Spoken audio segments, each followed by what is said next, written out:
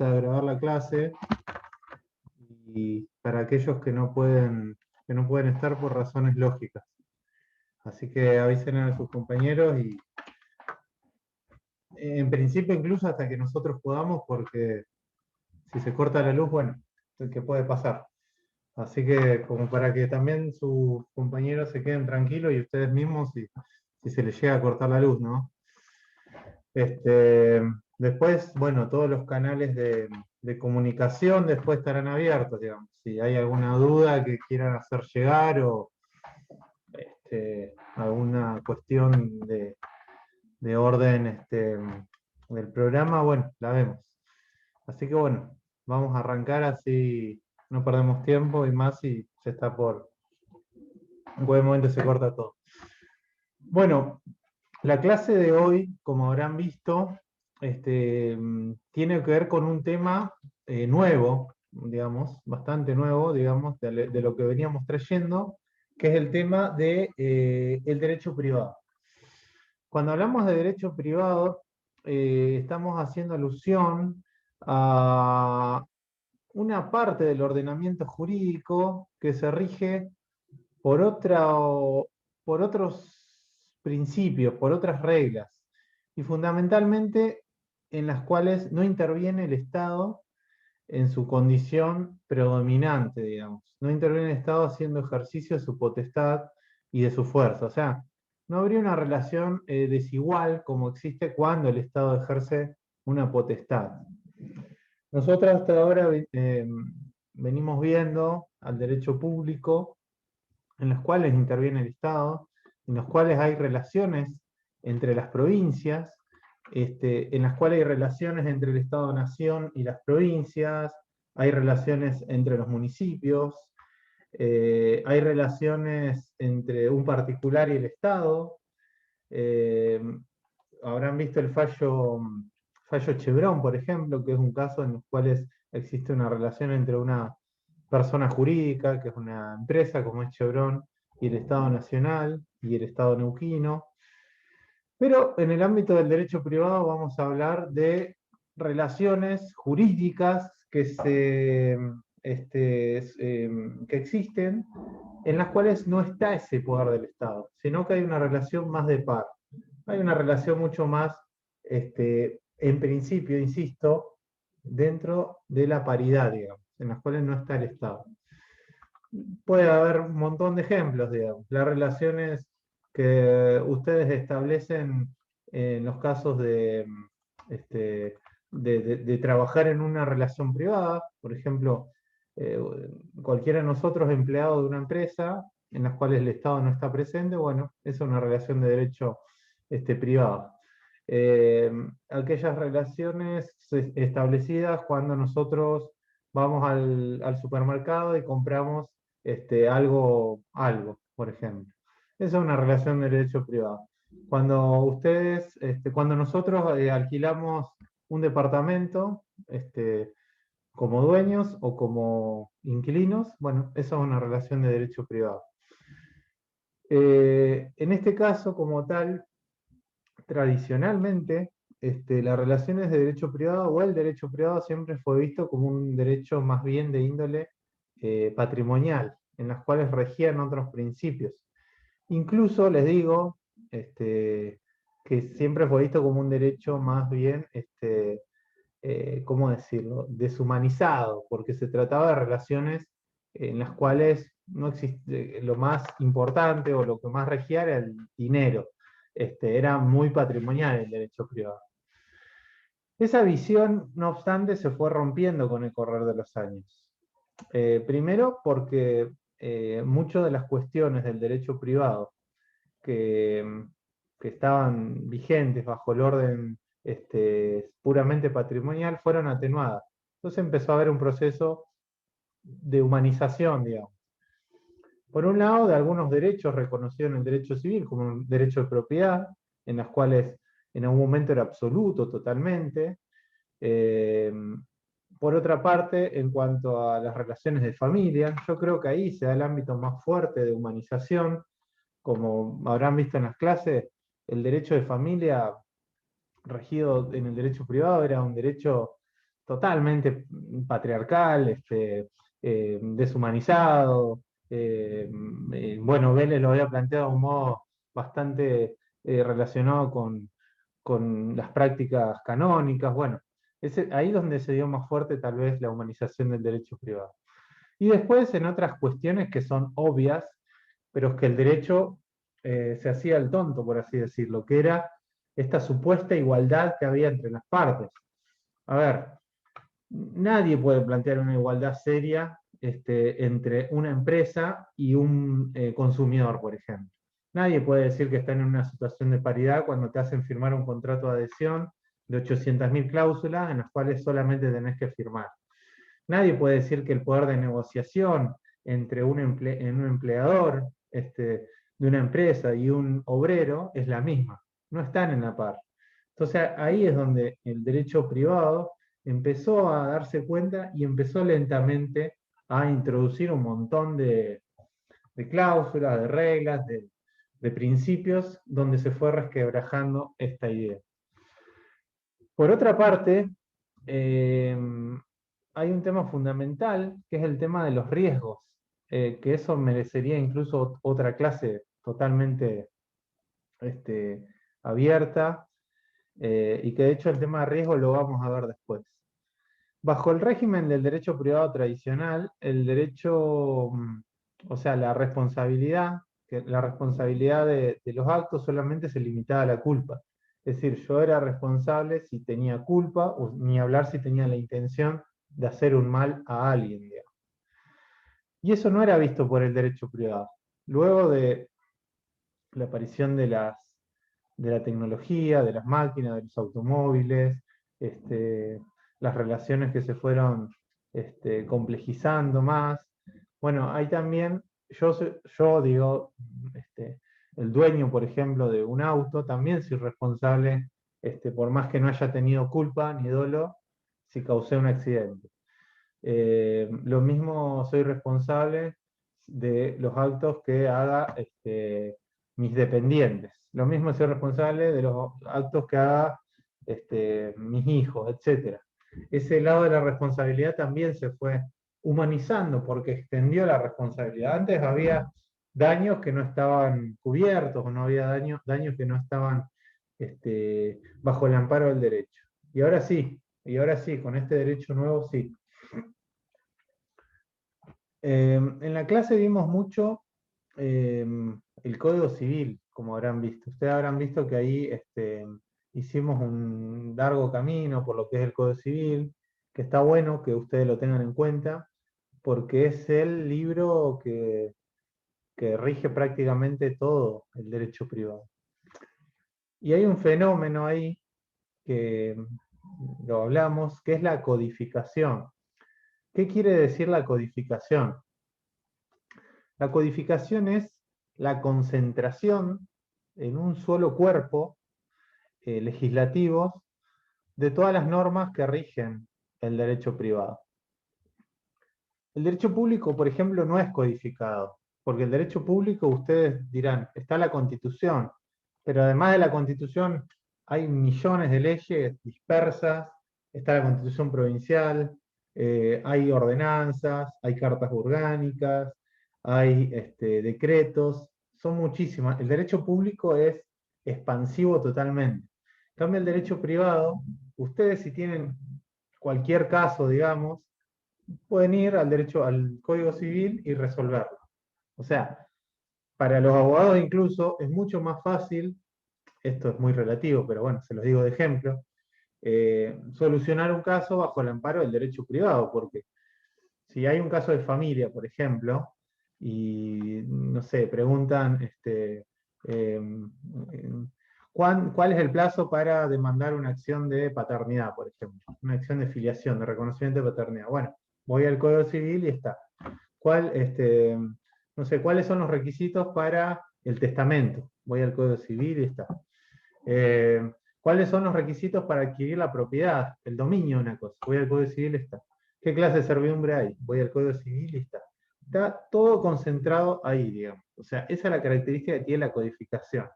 Y es uno de los grandes logros que en su momento, bueno, hizo Vélez que más allá de las críticas que un poco les indicamos ahí, más que nada por lo anacrónico de muchas cosas, es una obra maestra, digamos, que subsistió durante más de 100 años. Y también es la importancia fuerte que tiene hoy, que hace muy poquito que se reformó ese código, digamos. Eso es una cuestión bastante importante, digamos, que quizá todavía no se ve con la extensión que tiene, pero el código nuevo, el Código Civil y Comercial, es profundamente revolucionario en ese sentido. Nosotros acá, en esta materia, no vamos a ver todo el Código Civil, como les digo, nosotros en abogacía teníamos, eh, cada bloque del código era una materia, o sea, cada semestre a veces veíamos familia, sucesiones, obligaciones, contratos, responsabilidad, derechos reales. Bueno, acá lo importante que nosotros conozcamos es, antes que nada, bueno, que es el Código Civil como tal, como regla, cuándo un asunto es derecho privado, cuándo es derecho público, y fundamentalmente eh, lo que hace al derecho ambiental, que el código nuevo, el Código Civil y Comercial, lo incorporó expresamente. Y eso es muy importante, porque antes de esto, y esto hay bibliografía, hay un artículo muy bueno de Soso, que lo vamos a ver más adelante, Gonzalo Soso, que decía, antes la naturaleza era, o los recursos eran usados solamente en derredor del hombre, alrededor del hombre. El hombre usaba los recursos dentro del código solamente para apropiárselos, para explotarlos, para sacar los frutos, para hacer servidumbre sobre el suelo, para hacer correr los canales. Bueno, ahora no, ahora la relación es diferente.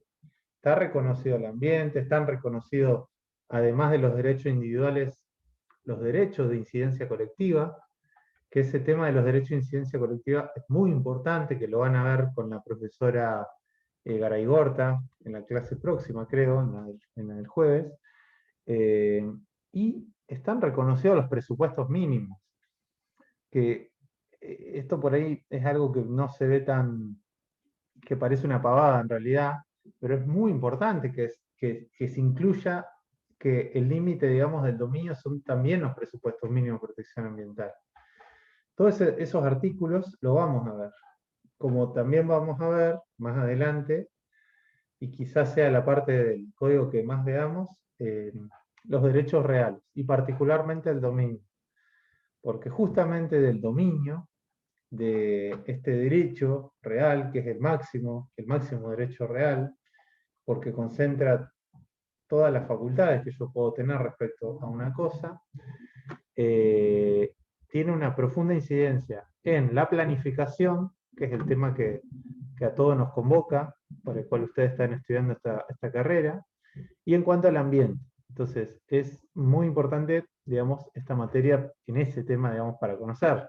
Familia no es un tema que vayamos a tratar acá, digamos, y tampoco lo es sucesiones, pero sí la parte esta, digamos, general y lo que hace al derecho, al derecho privado en sus líneas generales y, también para que conozcan la evolución que tiene. Eh, Así que bueno, en ese sentido es importante esta parte de la materia, que sepan que es derecho público, derecho privado, y después que dentro del derecho público también que sepan la distinción entre lo que es los derechos personales y los derechos reales, porque las relaciones y las consecuencias son totalmente distintas en uno o en otro caso.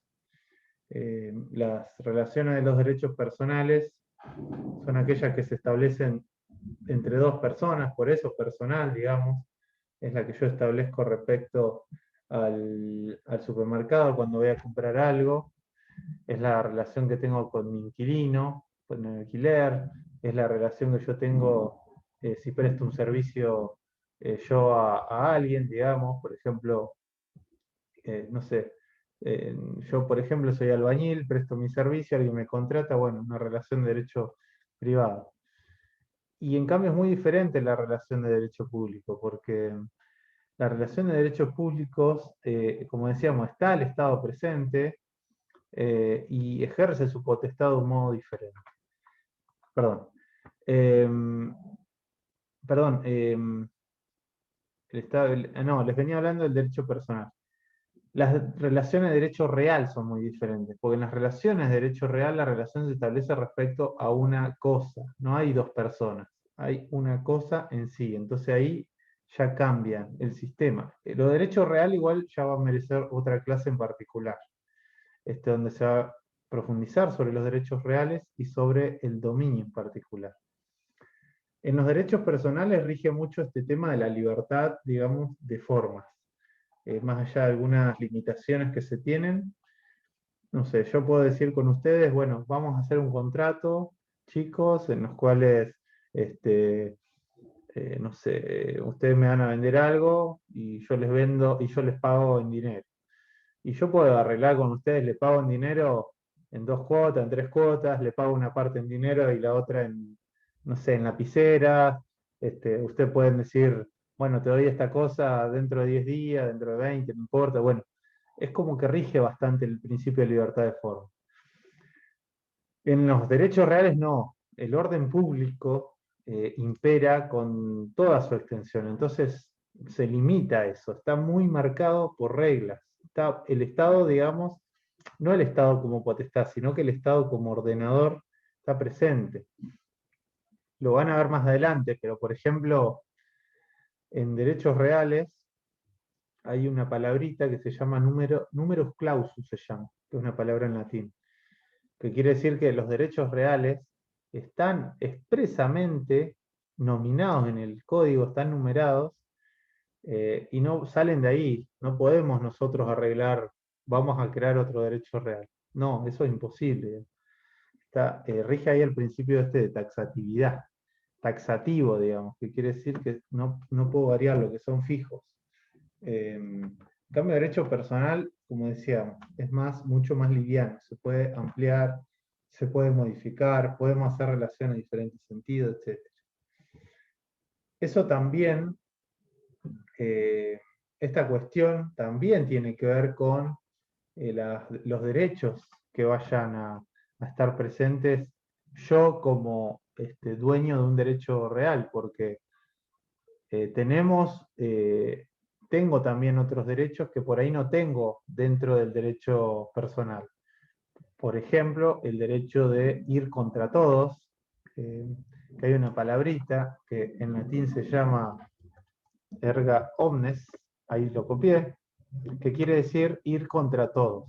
O sea, yo por ejemplo, si tengo una cosa y la sacan de mi propiedad, yo puedo recuperar mi propiedad de cualquiera, digamos, de cualquiera. Eso es un derecho real. Si yo soy titular del dominio, yo puedo recuperarla de todo.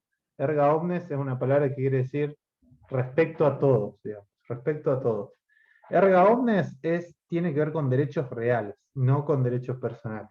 Yo en derechos personales solamente con la persona en la que hice el acuerdo, el arreglo. Entonces ahí se da un vínculo en el derecho personal entre un acreedor, que yo lo pongo, lo defino siempre, ¿no? Acá no...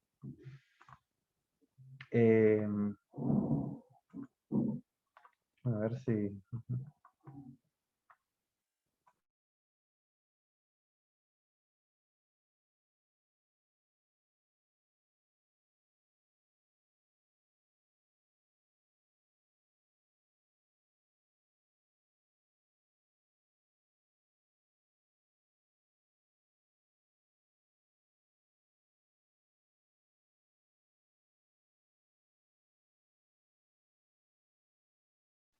Profe, está silenciado. Tiene el micrófono silenciado. Ah, perdón, ahí está. Gracias. La relación en el derecho real es entre un acreedor y una cosa. En cambio, en el derecho personal es entre un acreedor y un deudor. Ustedes imagínense, no tengo un pizarrón ahora. Quería encontrar la función pizarrón acá, pero no la encuentro. Pero ustedes imagínense eso, digamos, que yo acreedor, por ejemplo, pónganse el caso de que la relación clásica, siempre vuelvo a lo mismo. Voy a comprar algo al supermercado. Y yo compro algo, una lapicera, por ejemplo. Bueno, yo tengo el derecho de que me venda esa lapicera, o sea, de que me dé esa lapicera en realidad, el supermercado. Entonces soy acreedor de esa lapicera. Pero a la vez, yo soy deudor porque tengo que pagarle un precio por esa lapicera. Entonces, un derecho y una obligación correlativa. Desde el otro lado, el supermercado es acreedor, digamos, de una suma de dinero que yo le tengo que pagar, pero a la vez es deudor de esa lapicera que me tiene que dar. Entonces, este vínculo es el que da origen al derecho personal. En cambio, en la relación de derecho real, no hay dos partes. Hay una parte que es la persona, digamos, el dueño, y una cosa. Esa cosa puede ser una casa, puede ser un auto, puede ser cualquier cosa. Pero es una cosa, y ahí las relaciones son diferentes. Generalmente, el derecho real se relaciona, o todos los ejemplos van a ser con el derecho de dominio, con el dominio en principio, porque es uno de los derechos reales, y respecto del dominio inmueble. Esto lo van a ver más adelante, pero por ahí sirve de ejemplo ahora. Nosotros tenemos dos clases de cosas, digamos, las cosas muebles y las cosas inmuebles. Una clasificación. Las cosas inmuebles son aquellas que no pueden desplazarse. En cambio, las cosas muebles sí. Por eso cuando se habla de inmuebles, se habla de un terreno, por ejemplo. En cambio, cuando se habla de cosas muebles, son cosas que se pueden desplazar. Casi todas las cosas, menos los inmuebles, se pueden desplazar. Un auto, libros, lo que sea, aviones, bueno, todo lo que se les ocurra, bueno, todo eso es mueble. En cambio, lo otro es inmueble. Y cada uno tiene un régimen diferente que, bueno, lo vamos a ver en su momento. Y ahí es donde está presente justamente el Código Civil. El Código Civil y Comercial va a ser el que regule esas relaciones. Hay un capítulo que se llama de las obligaciones y contratos, que, bueno, rige todas las relaciones de los derechos personales. Y hay otro que se llama de los derechos reales, que va a regir las relaciones reales. El que más vamos a ver, como les digo, es el de los derechos reales, porque hay una trascendencia en la planificación, en la gestión de los recursos, y que ahora con el ambiente, también con el derecho ambiental, ha venido a modificar eso, que cambia todo el esquema. Así que bueno, les voy a pedir que bueno, que vayan viendo por ahí el código o familiarizándose con el código en este sentido. Lentamente, con algunas cuestiones, pero bueno. Bueno, no sé si quieren hacer alguna pregunta o alguna duda que tengan o algún aporte en sí. No sé si quedó claro algunas cosas, porque es algo distinto en sí. Sí. Más o menos.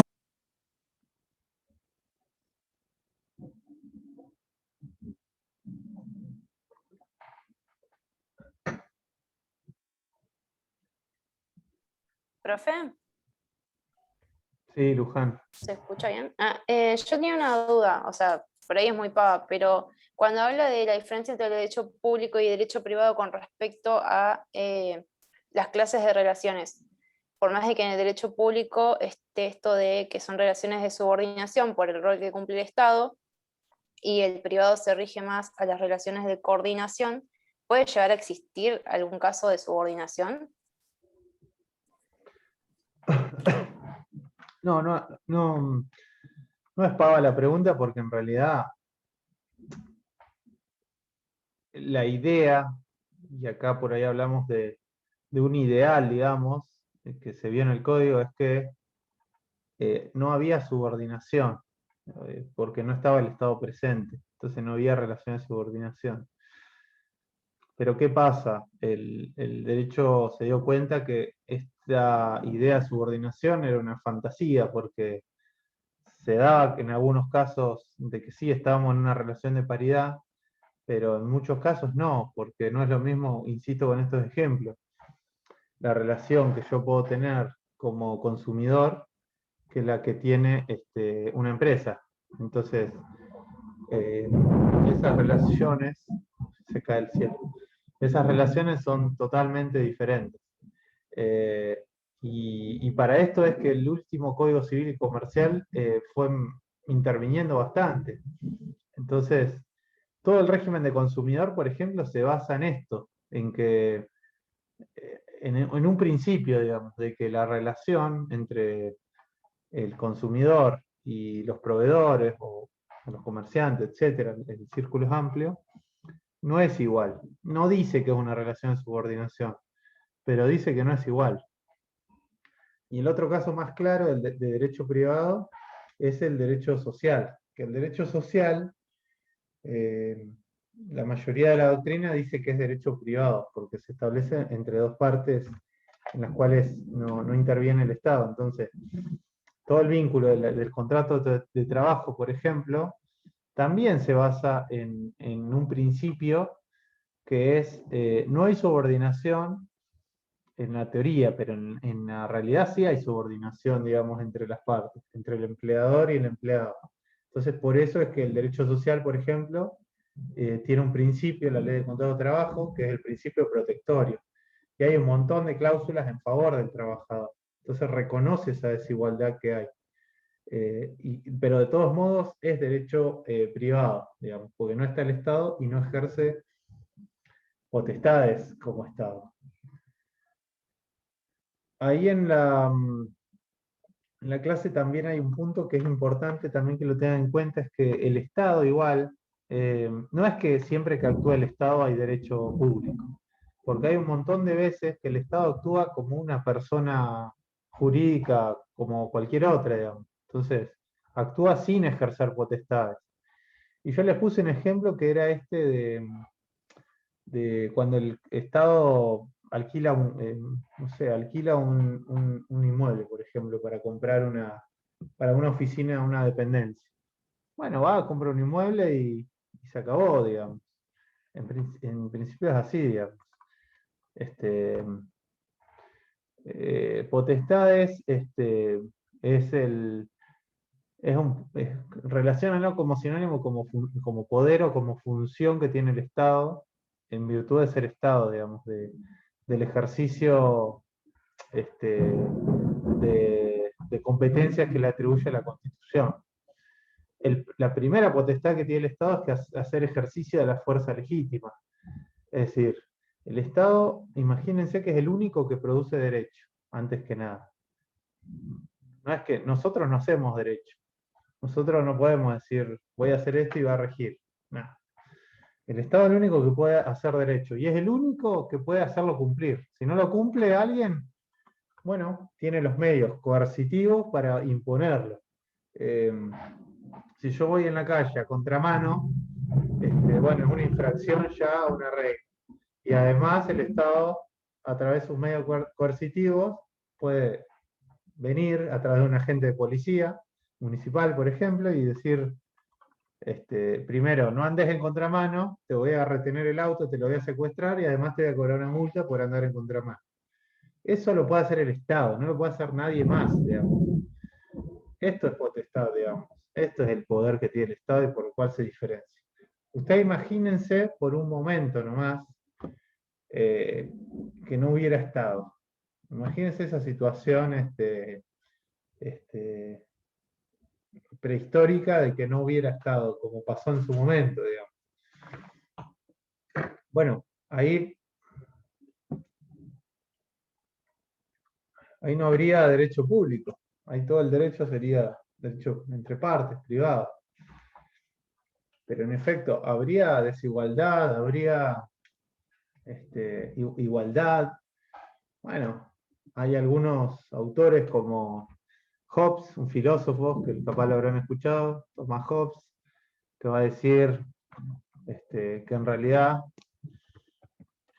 el Estado es necesario para que los hombres no se maten entre sí. Entonces, para ordenar esas fuerzas es que le dan poder a una entidad superior, que es el Estado, o el Leviatán, para que nos ordene, digamos. Hay otros autores, también, esto capaz lo habrán visto, como Rousseau, que va a hablar de que el Estado en realidad es un contrato social que se hace entre todos, los cuales se le atribuye al Estado a un ente, otro ente superior también para que nos ordene. Tiene una visión menos absolutista, Rousseau. Y de hecho son filósofos de diferentes partes históricas. Bueno, ahora estamos hablando del derecho privado, digamos, o sea, de que el Estado en sí no está haciendo uso de su potestad. Entonces es diferente, digamos. Otra cosa importante es que les decía ahí, es que, y esto también tiene que ver con la misma teoría del Estado, que no es lo mismo que haya un Estado mínimo, un Estado liberal,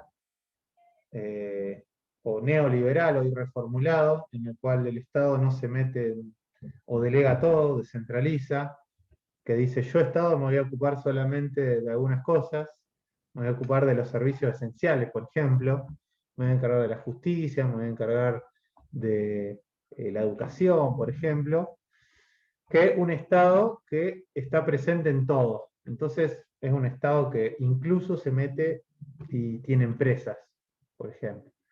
Y ahí cambia la cosa, porque eso hace también que sea diferente el derecho aplicable. Les pongo un ejemplo. Se hace un organismo, por ejemplo, para el Estado, digamos, está presente. A ver, les voy a poner un caso práctico, por ejemplo, así para que por ahí lo vean más claro. Acorde con esta noticia de que, bueno, ahora Argentina va a producir la vacuna Sputnik. El Estado resulta que mañana saca un decreto el presidente que dice, bueno, para hacer las vacunas vamos a crear un organismo específico, una entidad, perdón, específica, que va a estar destinada solamente a producir la vacuna. Entonces, ya tenemos la fórmula, ya tenemos la autorización para distribuirla, ya tenemos todo. Pero vamos a contratar a 100 personas para que se encarguen de producir. Específicamente gente de la ciencia. Entonces se crea el ente. Para ustedes, cuando se haga eso, esos empleados contratados, digamos, de este ente, la relación entre el Estado y esos empleados, ¿es de derecho público o de derecho privado?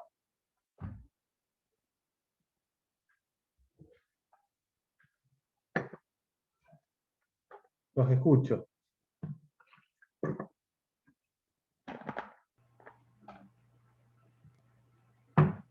Los escucho y quiero que me justifiquen también.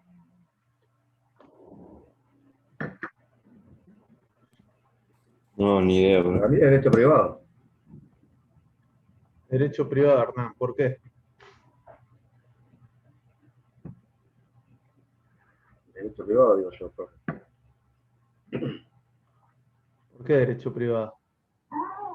Las leyes laborales no son de derecho privado. Y el Estado se rige por las leyes laborales.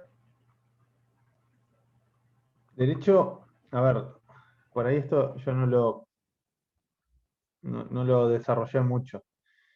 El derecho laboral es derecho privado, el derecho social es derecho privado en realidad, pero también está presente que hay una rama del derecho que se llama derecho público, que el derecho público rige la relación dentro del Estado, que hay entre un empleado del Estado y el Estado, que son las relaciones por ahí excepcionales. Entonces, no todo el derecho público es derecho privado, pero el derecho social sí es derecho privado.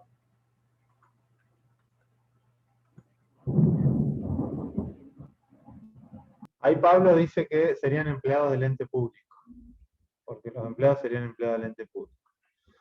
Bueno, no sé si habrá alguien más que quiera opinar o quiera fundamentar algo.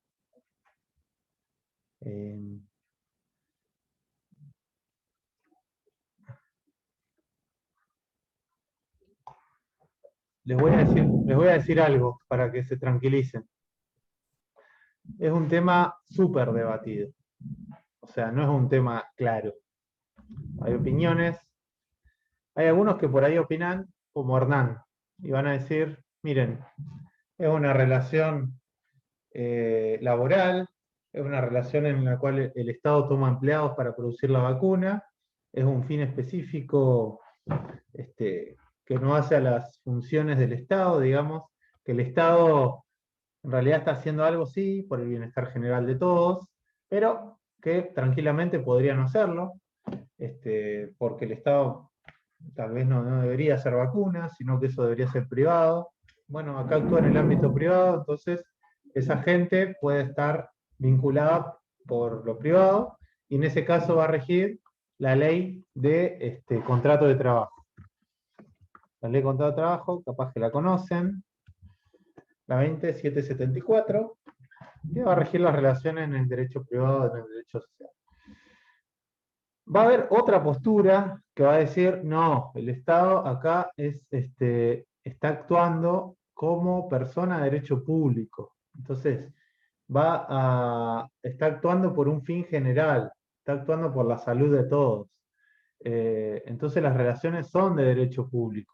Entonces esa persona que yo contraté de Estado para trabajar ya forma parte de la carrera administrativa.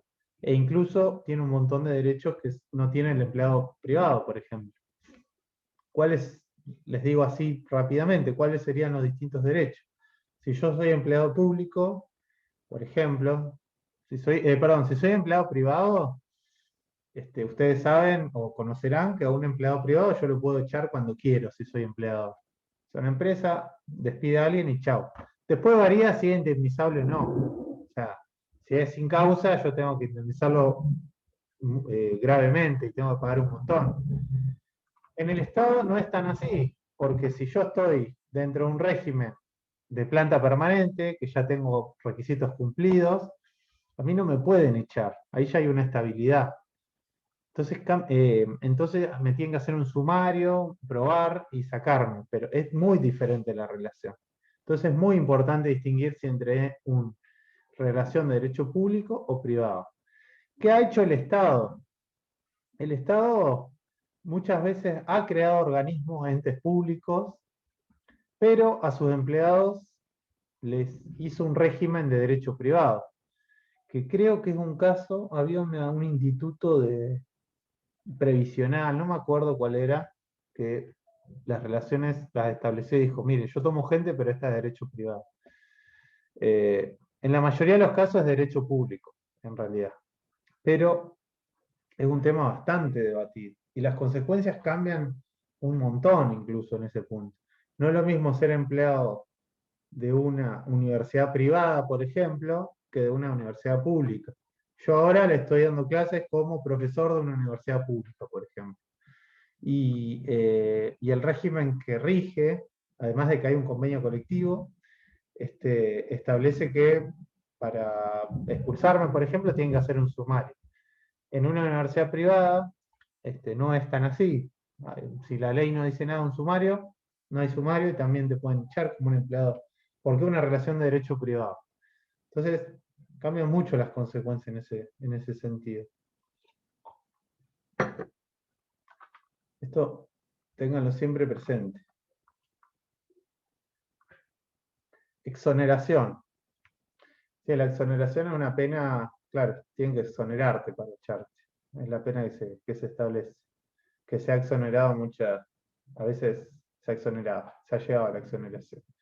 Si yo soy un empleado regido bajo el derecho privado, chao, me mandan una carta de documento, me despiden, chao.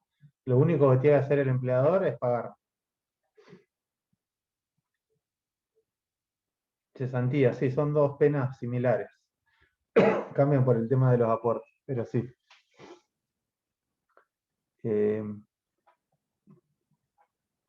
Bueno, ¿alguna otra pregunta?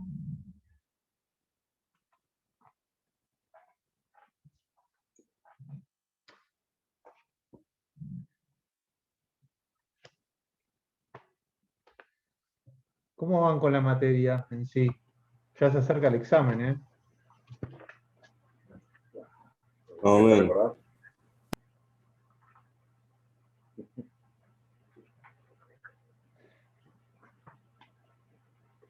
Una consulta, profe. Sí. En el derecho privado, yo tengo el Código Civil y Comercial. Y el derecho público, la Constitución. El derecho público, como decía, como no está codificado, hay un montón de normativas. Ah, Entonces bien. tengo que encontrar la Bien. normativa aplicable. Si es un tema Ah, bien, bien, constitucional, bien, bien. siempre la Constitución va a estar presente, porque es la norma máxima. Está bien. Pero además voy a tener que encontrar, por ejemplo, si a mí me viene a ver alguien como abogado y me dice, me despidieron del Estado, yo con la Constitución sola no puedo hacer nada. Voy a tener que agarrar el estatuto del empleado público, la ley provincial, si hay un convenio colectivo, también estudiarlo. Entonces va a ser diferente en ese sentido. Bien, Es como bien, un bien. derecho descodificado, hay un montón de normas, digamos. Claro, eso iba a decir. Iba a decir, tan disperso. Están dispersos, sí. Y hay un montón de normas, porque ustedes imagínense que en derecho público tenemos las constituciones, las ordenanzas, las cartas orgánicas, los decretos, las resoluciones, las disposiciones, etc.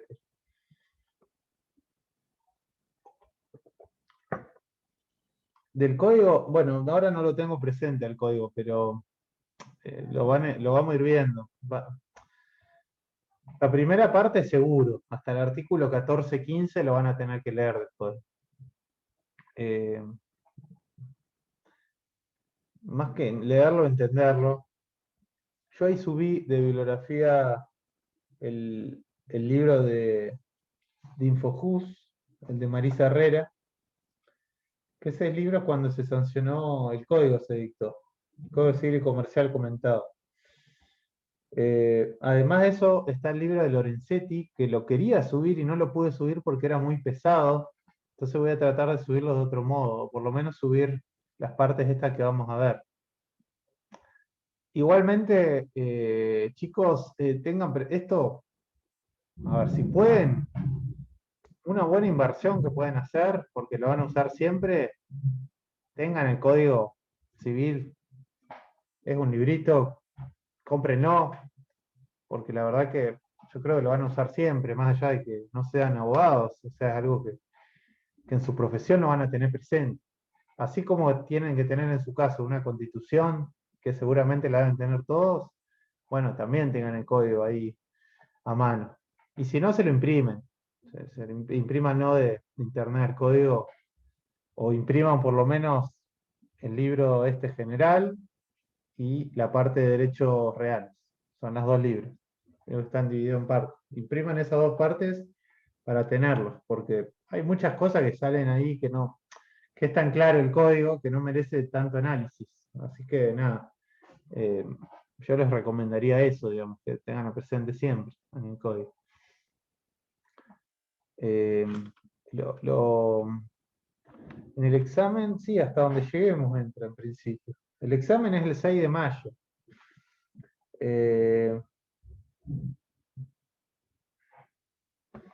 La 1 y la 2 seguro, y de la 3 vamos a ver hasta dónde, pero esta parte que le vamos a dar seguro, y yo supongo que la propiedad comunitaria también, que es un tema súper importante.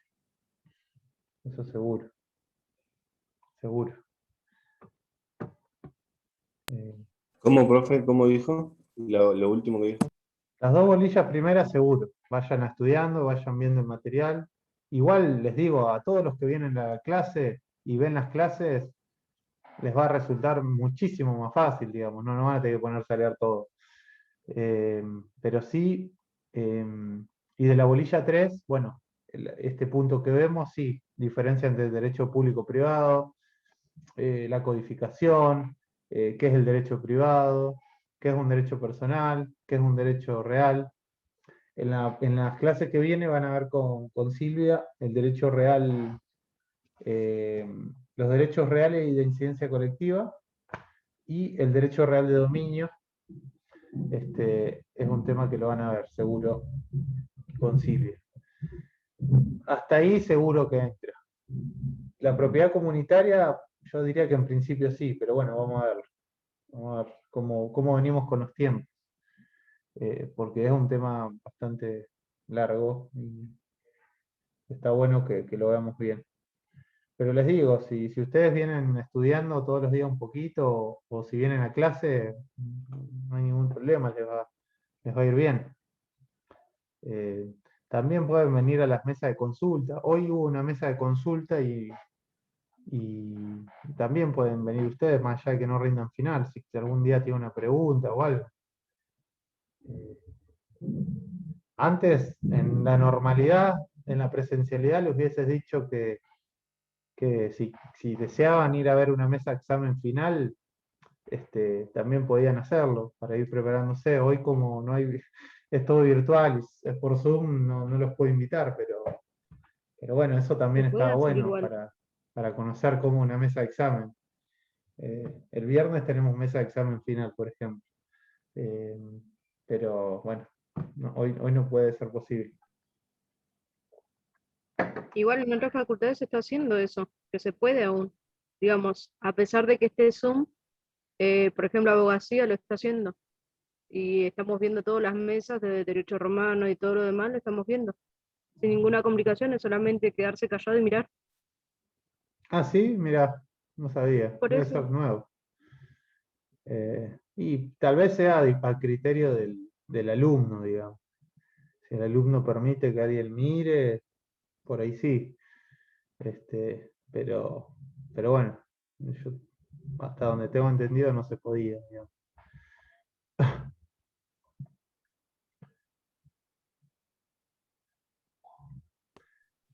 Eh, bueno, no sé si tienen alguna otra pregunta para hacer. Por suerte tuvimos suerte, estuvo bien la conexión, por lo menos la mía y la de ustedes, los que están. Tenemos una reducción de público del 50%, un poquito más. Pero bueno, yo la clase esta la voy a subir al canal para avísenme a sus compañeros, a sus compañeras para que la puedan ver también.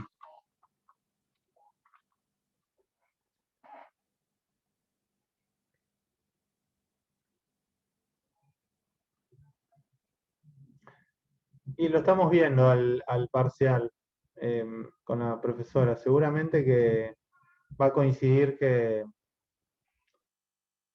estamos viendo. Pueden ser preguntas concretas, un par de preguntas. Eh, yo creo que va a ir por ahí. Preguntas concretas que ustedes las tienen que resolver, fáciles, sin mucha vuelta, con fundamentos, que es lo principal, que ustedes respondan con fundamentos. No sé, por ejemplo, que yo les diga de quién es la competencia, en caso de que, en un caso específico, que no haya sido delegado de nación, en caso de duda, de quién es, de provincia o de nación. Temas así, por ejemplo. Y usted tiene que decir rápido. Bueno, es de tal potestad, de tal. ¿Por qué? Por esto. Listo. Ya está. Tienes así. Díganme 3 diferencias entre derecho público y derecho privado. Bueno, listo. ¿Qué es el monismo? Pa. ¿Qué es el dualismo? Pa. ¿Qué sistema rige hoy? Listo. Bueno, cosas así, digamos, que tienen que saber. ¿Qué es el derecho? ¿Cuáles son las teorías que hay respecto al derecho. ¿Qué es la teoría normativista? ¿Qué es la teoría institucional? ¿Qué es el federalismo? ¿Qué son las competencias concurrentes? ¿Qué son las competencias compartidas? ¿Qué son las competencias? ¿Cuál es la diferencia entre dominio y jurisdicción? Bueno, cosas así. Son cosas concretas que yo estimo que ustedes en el curso de la materia, que han venido, los que han venido a todas las clases, yo creo que se les va a hacer sencillo. Se les va a hacer sencillo porque han visto los videos están subidos, los pueden volver a ver para estudiar, lo acompañan con la lectura de la bibliografía, lo acompañan con los códigos, en este caso con el código, y yo creo que no se les va a hacer complicado. Y después de lo que viene, para quienes aprueben, bueno, se les va a hacer mucho más sencillo si las bases de ahora son sólidas. Si ustedes saben bien qué es el federalismo, si saben bien qué es el derecho, cuáles son las teorías, qué es derecho público y privado, o bueno, con lo que vean en la próxima clase, qué es un derecho de incidencia colectiva y qué es un derecho de incidencia individual, qué es el dominio, bueno, cosas así, yo creo que después se les va a hacer mucho más fácil toda la materia en sí, digamos. Ya después del segundo del parcial, vamos a entrar a una parte mucho más compleja, digamos. Vamos a entrar al derecho ambiental, vamos a entrar al derecho ambiental internacional, a la cuestión de planificación, o sea, es un poquito más complejo. Pero si tienen las bases sólidas ahora, se les va a hacer fácil, digamos. No le veo inconveniente, digamos, a lo que vayan haciendo. Bueno, igual en el curso, digamos, de acá al día del examen, tenemos varias clases más y bueno, también podemos hacer algún espacio para el repaso si quieren, bueno, también porque eso sirve, así que no se preocupen en ese sentido.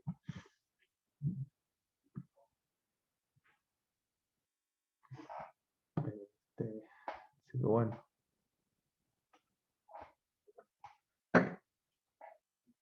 Bueno, chicos, si no hay más preguntas, vamos dejando acá.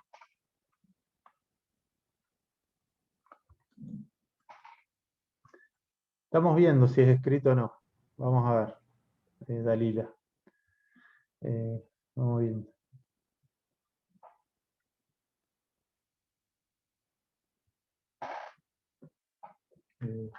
Bueno, y por favor, si tienen un grupito, vayan, avisen a sus compañeros de todo esto, así que suban, que está el video. Y bueno, nada, que lo vayan y que vayan estudiando, más que nada. Así bueno, chicos, chicas, nos vamos viendo. Nos vemos, creo que el próximo martes. Dale, profe, nos vemos. Pero, Gracias. Saludos. Gracias, profe. Adiós. Nos vemos. Hasta la Hasta próxima. luego. Chao.